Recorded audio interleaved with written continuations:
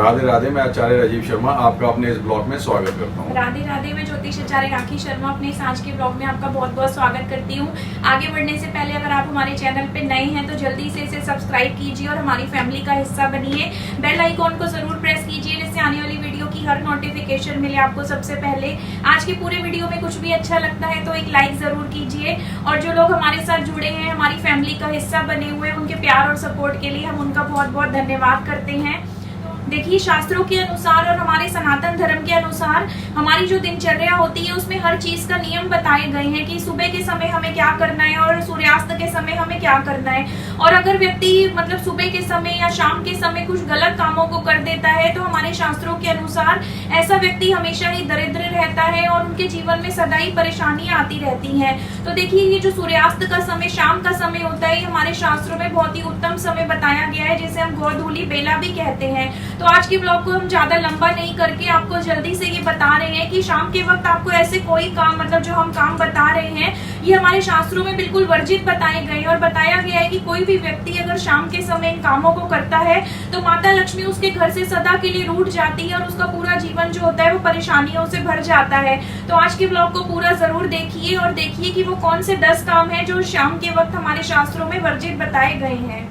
अगर हम बात करें पहले काम की तो शास्त्रों के हिसाब से अगर हम देखेंगे तो शाम के समय कभी पति पत्नी को विवाद नहीं करना चाहिए, घर में कलेश वगैरह नहीं करना चाहिए। और घर में, जिस घर में भी कलेश होता है उस घर में लक्ष्मी कभी भी नहीं टिकती है, उस घर में हमेशा गरीबी बनी रहती है और लोगों का स्वास्थ्य वगैरह जो होता है वो हमेशा खराब रहता है।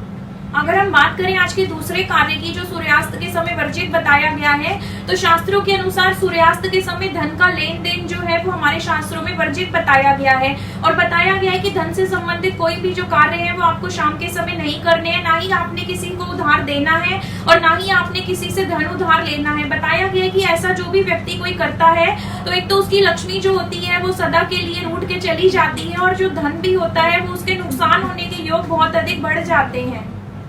अगर हम बात करें तीसरे कार्य की तो हमें कभी भी शाम के समय खाना नहीं खाना चाहिए। शास्त्रों के हिसाब से गलत बताया गया है। अगर हम शाम के समय खाना खाते हैं तो उससे हमारा शरीर भी खराब होता है, हमारा स्वास्थ्य खराब होता है और हमारी जो पाचन क्रिया होती है वो भी खराब हो जाती है। लेकिन अगर कोई रोगी है, कोई बुजुर्ग है, कोई बच्चा है तो वो अगर ये काम करता है तो शास्त्रों के हिसाब से उसको किसी भी तरह का नुकसान नहीं होता।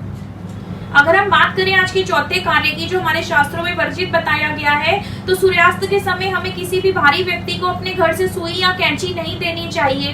कहा गया है शास्त्रों में कि जो भी कोई व्यक्ति शाम के समय अपनी सुई और कैंची किसी भारी व्यक्ति को देता है उसके घर से एक तो सकारात्मक ऊर्जा चली जाती है और उनके घर में हमेशा कलह कलेश का वातावरण रहता है और जो आपसी संबंध है लोगों के वो खराब हो जाते हैं और महालक्ष्मी भी वहां से रूठ के चली जाती है।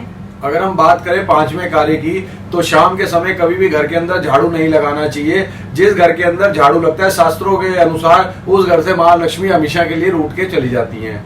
बात करें अगर हम आज के छठे कार्य की जो हमारे शास्त्रों में वर्जित बताया गया है तो शास्त्रों के अनुसार आपको कभी भी शाम के समय किसी भी भारी व्यक्ति को दही, चावल, प्याज और लहसुन अपने कभी भी किसी भारी व्यक्ति को नहीं देना है। शास्त्रों में बताया गया है कि शाम के समय अगर आप ये चीजें अपने घर से बाहर निकालते हैं तो उससे आपकी घर की एक तो बरकत चली जाती है और जो घर में है वो सुख सुविधाओं का अभाव होने लगता है और माता लक्ष्मी भी उस घर में कभी भी नहीं टिकती है। अगर हम बात करें सातवें कार्य की तो शास्त्रों के अनुसार जो भी व्यक्ति घर के अंदर जो मेन दरवाजा होता है उसके बीचों बीच बैठता है और शास्त्रों में ये भी कहा गया है कि जो घर की चौखट होती है उसके ऊपर बैठता है तो उसे हमेशा धन की हानि होती है, परेशानियां होती हैं और बीमारियां उसके घर में हमेशा घिरी रहती हैं और दुखों का उसे सामना करना पड़ता है।